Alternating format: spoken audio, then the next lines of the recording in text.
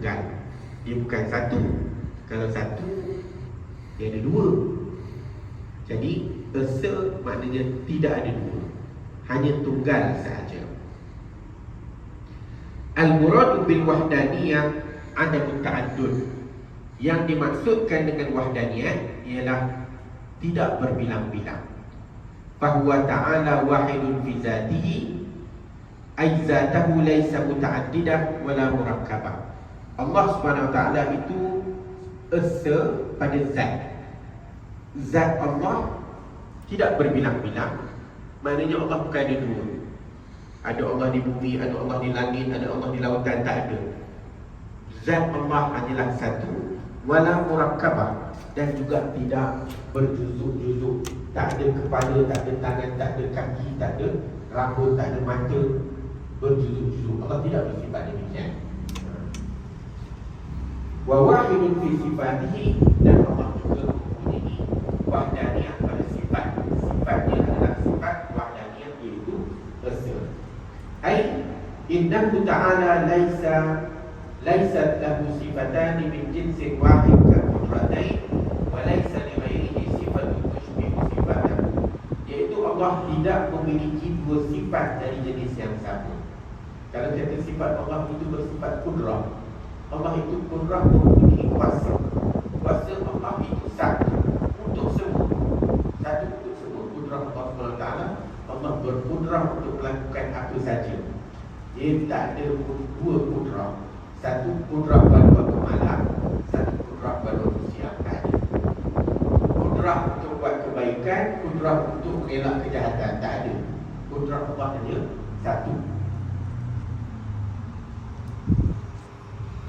Kemudian sifat kudrah Allah itu pula tidak ada sesuatu pun yang menyerupai kudrah ini. Allah itu berkuasa, kita juga berkuasa. Macam contohlah, saya nak angkat botol, nampak macam saya berkuasa, tapi sebenarnya saya tak berkuasa. Yang berkuasa hanya Allah Subhanahu Wa Taala. Tak ada siapa yang menyerupai dengan kekuasaan Allah. Wa wahidun fi af'alihi, dan Allah itu esa dalam perbuatannya. Ai innahu laisa li ghairihi ta'thirun fi fi'lin min al-af'al. Tidak ada apa-apa perbuatan yang boleh memberi kesan kecuali Allah Subhanahu Wa Taala. If laisa lil 'abdi fiha illa mujarradul kasbi wal ikhtiyar al-zahiri wa hadha huwal haq. Yang mana tidak ada pada manusia itu melainkan usaha dan ikhtiar. Manusia ada usaha dan ikhtiar, sedangkan kuasa itu adalah milik Allah SWT. Jadi maknanya tuan-tuan dan puan-puan, bila saya nak minum, saya minum pilih apa yang ada pada saya. Yang ada pada saya ialah al-kasb wal ikhtiyar, usaha dan ikhtiar. Itu dia. Saya terletih dalam hati saya nak minum, maka saya angkat botol, saya minum. Siapa yang beri kudrah kepada saya untuk angkat botol dan minum? Allah SWT. Ini bukan kuasa saya, bukan kudrah saya untuk angkat botol. Bila kita nak berjalan, maka Allah beri kita kudrah untuk berjalan. Kudrah itu semata-mata perbuatan Allah SWT. Tidak ada perbuatan makhluk sedikit pun. Allah sebut dalam Al-Quran, wa ma ramaita id ramaita walakin Allah rama.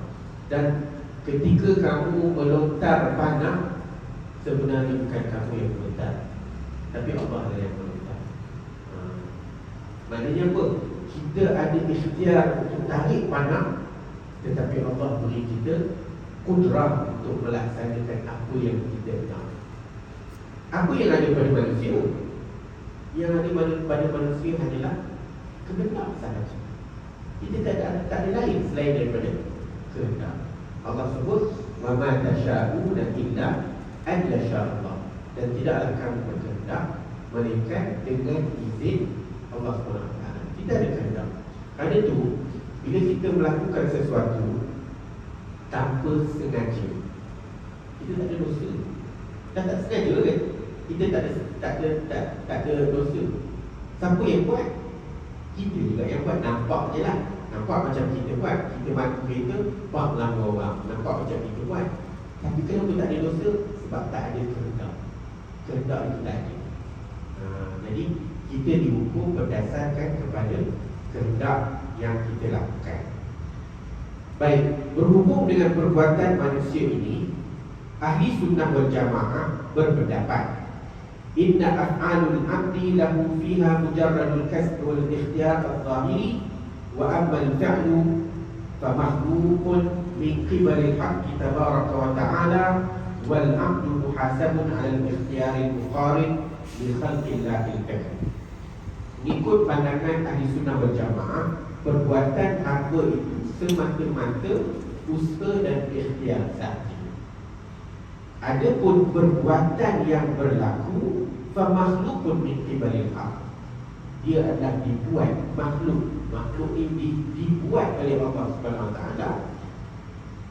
Wal 'abdu muhasabun 'ala al-ikhtiyar al-muqarin, dan hamba itu hanya dihisab, dihitung berdasarkan kepada ikhtiar dia dalam usaha untuk melakukan apa-apa perbuatan. Ikhtiar dia je, dia berikhtiar dia nak buat, maka dia akan dihukum berdasarkan kepada ikhtiar.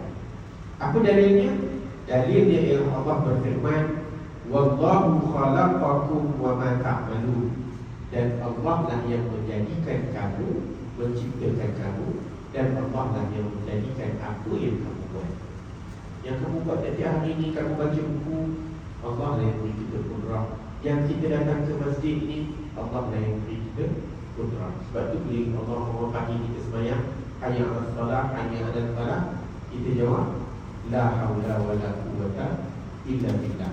Tidak ada daya dan tidak ada upaya melainkan Allah SWT yang memberi. Kalau Allah beri kita kudrah untuk berjalan, kita jalan. Tapi Allah nak beri pada siapa? Allah nak beri pada orang yang no. Kalau kamu nak pergi, Allah bagi. Tapi kalau kamu tak nak pergi, duduklah kat rumah. Jadi Allah hitung kita, ini bukan perbuatan kita. Allah akan hitung kita dengan kehendak kita. Kerana itulah orang yang berniat untuk mengerjakan sembahyang malam. Dia tidur, dia niat aku nak bangun tahajud. Tiba-tiba dia tertidur sampai subuh. Allah hitung dia sembahyang tahajud sepanjang malam. Allah hitung dia. Dalam satu hadis disebut niyatul mar'i khairun min amali. Ada niat seseorang itu lebih baik daripada amal perbuatan. Dia berniat nak melakukan sedekah.